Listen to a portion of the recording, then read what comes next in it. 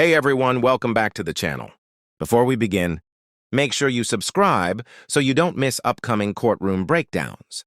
Today we're covering two sovereign citizen hearings, one featuring a new face, and another involving someone we've seen before who can't seem to stay out of legal trouble.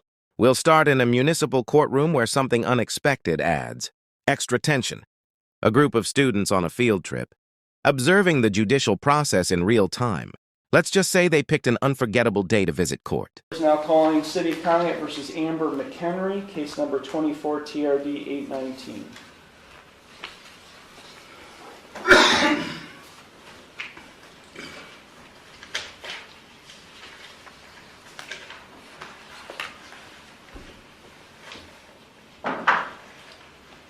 Ma'am, I'm sorry. I'm just trying to get my stuff situated so it's ready here.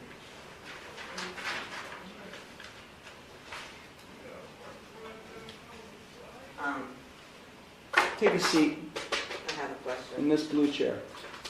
Do I have the Sit same, down. Do I have the same rights? You want me to hold you in contempt? Sit down in that blue chair. Do I have the Sit same down. rights there? One more time. Sit down.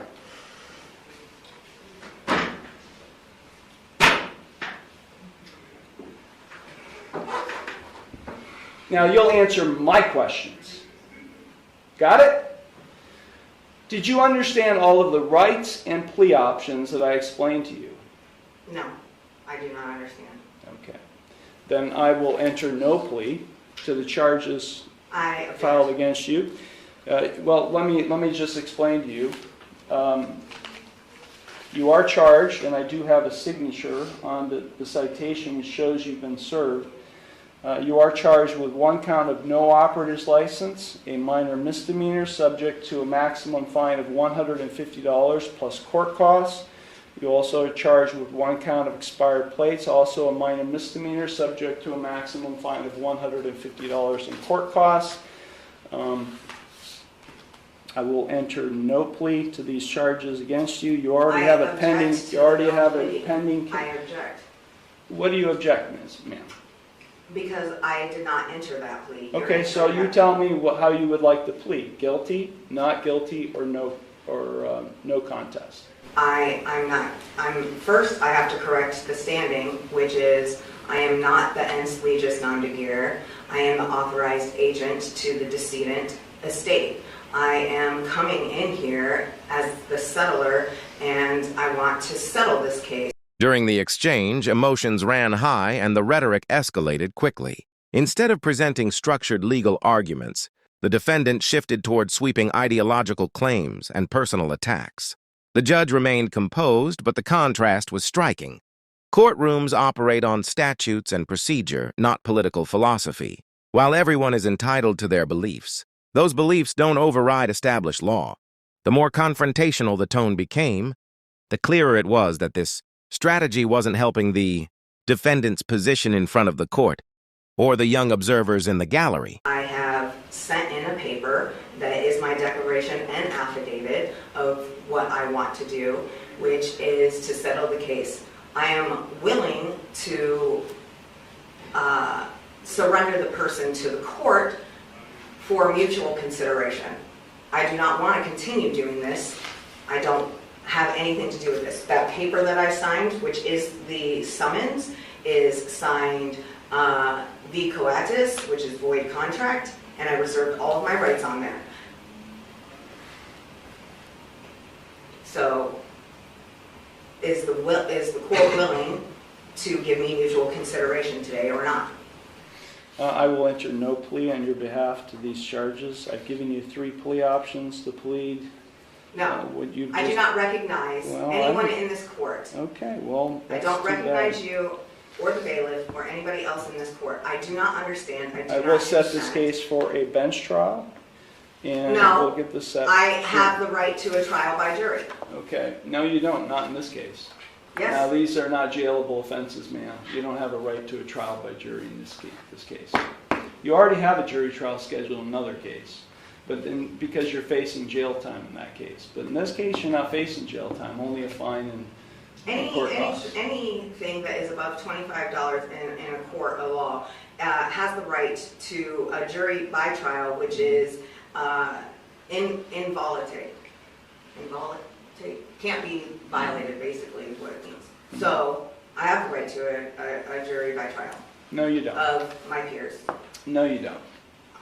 Yeah. We're going to set it for trial, and you're going to go to the clerk's window, and they're going to give you a trial date. Okay? So then I'm just going to surrender the person to the court because I'm not coming back. I don't know what that means. You do know what that means. I don't know what that means.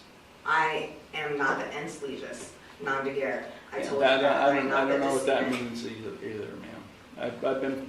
I've been practicing law for 36 years, and what you've just said to me has no meaning to me whatsoever.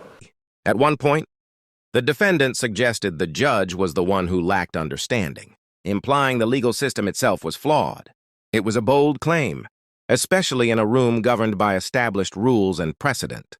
The judge, trained and experienced, didn't react emotionally. Instead, he allowed the comments to run their course before steering the hearing. Back to the actual charges. Confidence is one thing, but challenging. The foundation of the court without legal support rarely produces the desired outcome. So great. Yeah. So Ma'am, if you don't leave the courtroom, and if you don't go to the clerk's window to get a trial date, I'll have you arrested and hold you in contempt of court. With what contract? There is no contract. I know You're looking at the contract. You're looking at the one who's going to be able to, has the authority to be able to put you in jail, and I'll hold you in contempt. So let me say it one last time, because we have other cases to handle today. If you don't leave the courtroom and go to the clerk's window and get a trial date, which is what I'm scheduling in this case, I will hold you in contempt of court and I'll have you arrested. So, contempt of court for what? What contempt? For not doing what I'm telling you to do, which is to go to the clerk's window and to get a trial date. You're the trustee and I'm the beneficiary. No, there is no trust relationship here. No, there isn't. I've drafted many trusts, and there is no trust relationship between the judge and you, the defendant. Yeah, because you are not the beneficiary, and nor am I the trustee. Yes. Yeah, that's just not how it works, man. The back and forth grew increasingly theatrical, with exaggerated comparisons and sarcastic remarks thrown into the mix. While the defendant appeared convinced of her position, the judge relied on documented law and procedural authority. There's a significant difference between internet theory and courtroom reality. One is fueled by speculation. The other is built on enforceable statutes. Watching that contrast play out in front of a courtroom, especially one filled with students, highlighted just how wide that gap can be. You either go to the clerk's window now and get a trial date, or I'll have you taken into custody now. You got it?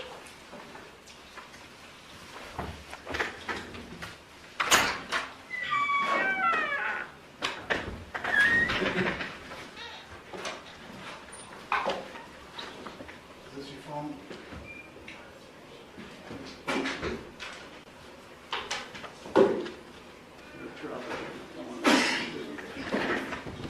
And that brings us to the end of this first hearing.